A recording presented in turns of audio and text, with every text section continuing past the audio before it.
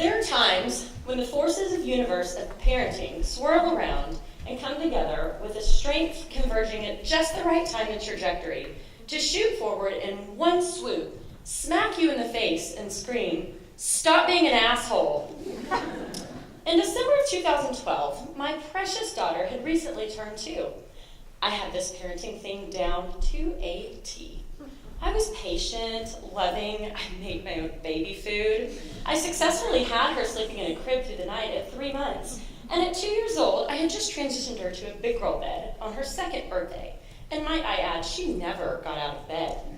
I'd also birthed her little brother while she was at the ripe age of 19 months.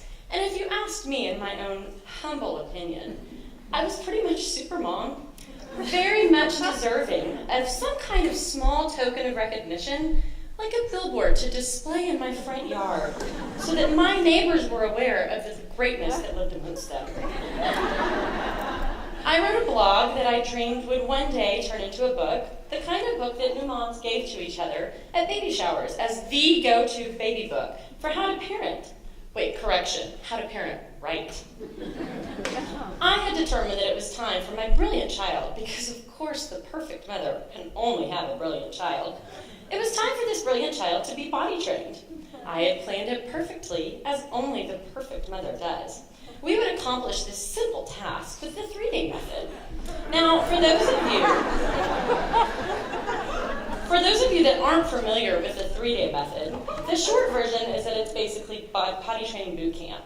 Day 1, you ditch the diapers and you go pantless and introduce the potty with some kind of a reward system. Day 2, you continue the potty practice, reaffirm what was learned on day 1, and day 3, you get them into panties, practice some more, have an outing, and voila, you have the perfectly trained toddler. Perfect!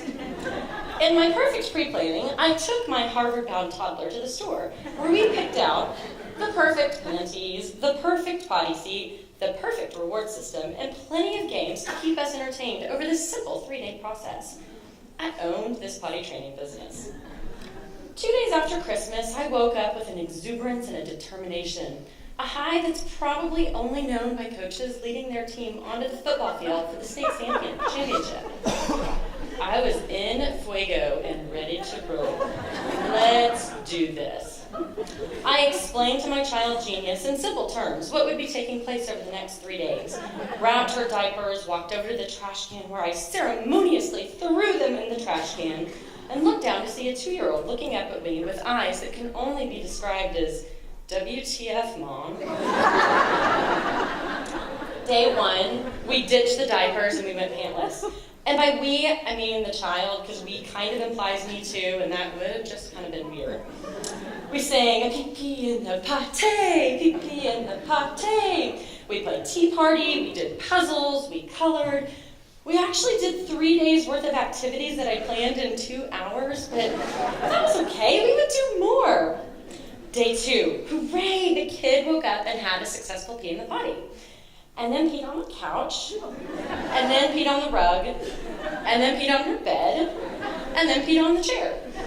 But that was okay. We regrouped, we sang the song louder, a pee-pee in the potty! We have got this, only one more day. Day 3, the 2-year-old peed everywhere in the house but the potty. There was some yelling, there was some pleading, there were some tears, all from me. And I was really starting to kind of understand what Jack and Wendy Torrance felt in The Shining when cabin fever started to set in. And she hadn't pooped, but that was okay. It was only causing this slight nervous tick. And the book said that they can go up to a week without a bowel movement, so it was no biggie. Oh my gosh, and you know what? This was perfect. I was creating a new method, the 4-day method. I could see it now. My picture was going to be on the back of this book, and it would sell millions of copies. So day 4, still no poop, and my whole house was starting to smell like urine. It was amazing. I was seriously considering climbing into my closet with a bottle of red wine and a log of salami and never coming out. But wait, I was super mom. I can't do this. Yes, I can! Pull yourself together. You've got this. That potty is yours. Day 5, desperation started to set in. I had to get out of the house. I threw the kid into a pair of skinny jeans and dragged her outside to play. The perfect little potty came along with us as a reminder to the Harvard-bound child. Maybe she was a little bit more of an Aggie. Well, that perfect little potty was on the patio and it was there for her to use. I was distracted by the pure thrill of fresh, non-urine smelling air. I closed my eyes, I inhaled, and I let my breath out slowly. When I opened my eyes, there was no child in sight.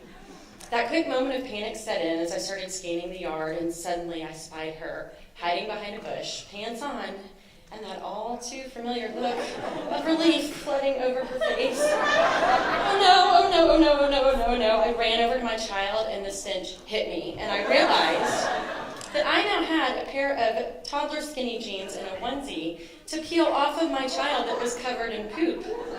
Have you ever tried to peel poop smeared skinny jeans off of anyone? Gagging as I went, I peeled and off they came, leaving traces of their remnants just about everywhere. So I walked in the bathroom with the clothes pinched between my fingers and my thumb, set them in the sink, looked up in the mirror, and that's when it hit me. I had poop in my hair. I had poop in my hair. And there it was. My smack upside the head, my very own stop being an asshole moment. And that poop in my hair was just absolutely perfect. It was the perfect beginning of my humble journey through motherhood into realizing that there is no such thing as perfect. And you know what? It was when I dropped the perfect that I finally began to understand what this motherhood thing was about. That it was so much more than being perfect. It was about screwing up and learning from your mistakes. It's about knowing your own faults and embracing them. It's about enjoying the imperfections, like poop in your hair, because that's what makes this journey so much fun. And when I dropped the perfect, I became a better mom, a happier mom, and that's what it's all about.